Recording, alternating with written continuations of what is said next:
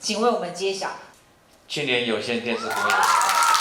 公司，恭喜青联有线电视股份有限公司。中嘉集团108年由中嘉宽频港都获得金狮奖中有线电视兵家必争，也是最高肯定的年度系统跃进奖之后，今年再次由中嘉宽频庆联拿下金狮奖的最高荣誉。我们希望能够方便所有人的生活连结，所以我们也推出了 Home Plus 4K 的 Set-top Box 连接有线电视宽频，让所有的客户不管是看有线电视、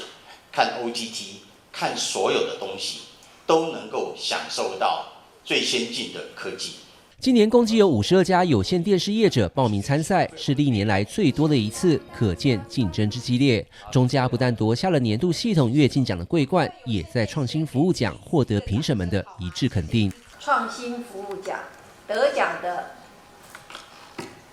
恭喜港都有线电视股份有限公司，恭喜！恭喜！我当然非常开心啦哈，因为我们入围了很多奖项，但是最后拿到这2个奖项是最重要的，一个是创新奖，一个是跃进奖。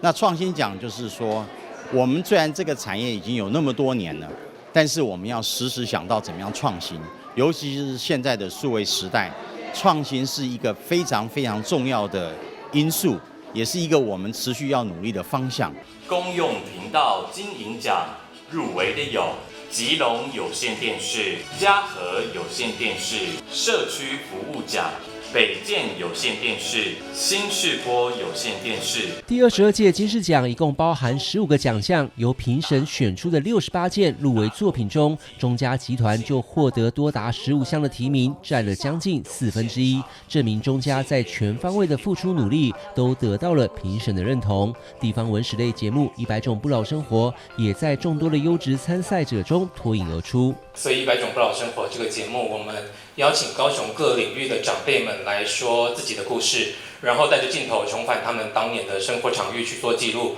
我们希望能够营造高雄的过往风华，透过惊奇对比，让更多人可以深入的认识这块土地，听一下高雄人的声音。每一年的金狮奖都是检视有线电视一整年的成绩单，不论是节目类别还是系统类别，中嘉集团都用心对待，要带给收视户最贴心的服务和品质。记者郑文佩、肖宇轩台北报道。